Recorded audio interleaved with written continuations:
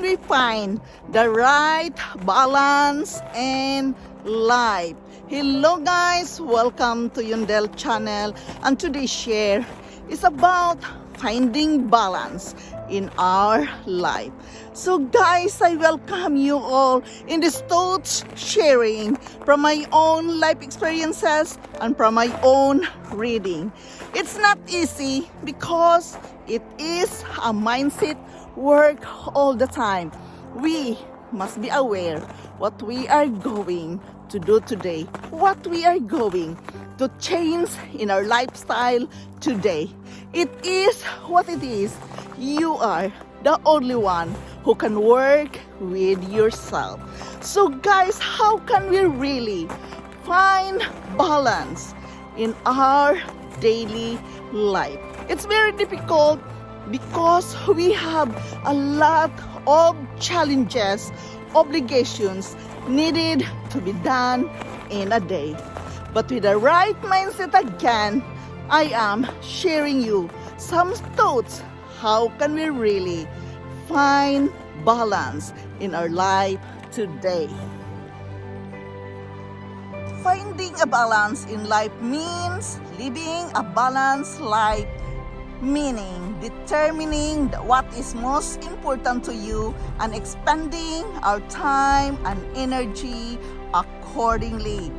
Finding balance comes from giving time and energy to the things that build us up and give us life, and likewise eliminating the things that brings us down and stress us out.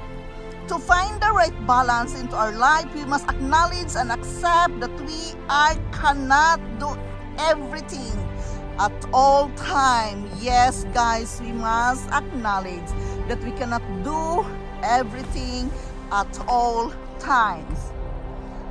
We only have so many obligations in our life. We must find the resources, time, energy, money, and many other things. We must manage ourselves, not the time. Really guys, it's about managing yourself, not really the time. We always say, I don't have time, I can't do it because I am busy. The time is not enough. The 24 hours is not enough. But guys, as I learn now from the book says, we must manage ourselves, not the time. I really don't know this before I read it now. We must manage ourselves. We must add and subtract and learn just to say no sometimes. We must schedule time for ourselves. We must live with purpose. We must play to our strengths. Don't try and be all things to all people.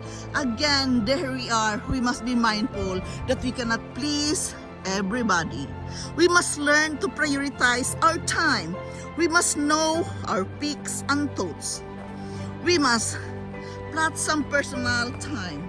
We must have set work hours and stick to them. What you are doing right now, managing yourself, you must stick to it and be aware about it. We must time for our family. We must have time for our finances. We must have our leisure time to be more effective, guys. The me time is very important. The leisure time is very important. We must manage ourselves and not the time. Long term and make our workspace works for us. There you are. We must be aware that, we have a good place to work. We need the space to think. We need that everything is clear and fine around us. We must help ourselves to bounce back after sleeping up by schedule our habits into our life. We must stick to our schedule even in a small ways. We must have someone who expects something of us.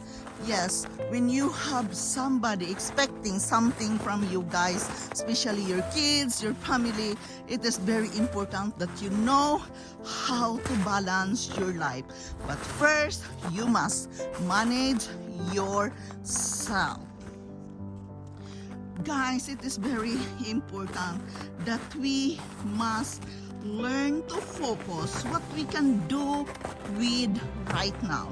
Focus is very important. Remember, just because it's not optimal doesn't mean it's not beneficial. There's a lot of beneficial things we can do with our life, even it is not optimal. Balance means that we have a handle on the various elements. We have to handle on the various elements in our life and don't feel that our hearts and mind are being pulled too hard in any direction. More often than not, we feel calm, grounded, clear-minded, and motivated. To find the right balance in life, we must focus our attention to what is going on inside our heart and mind. See, there you are again. Bottom line, it is about working with yourselves to balance our life. How to find the balance of our life?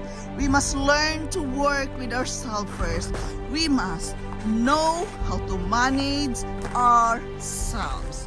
Not the time, as the book says. The time is there.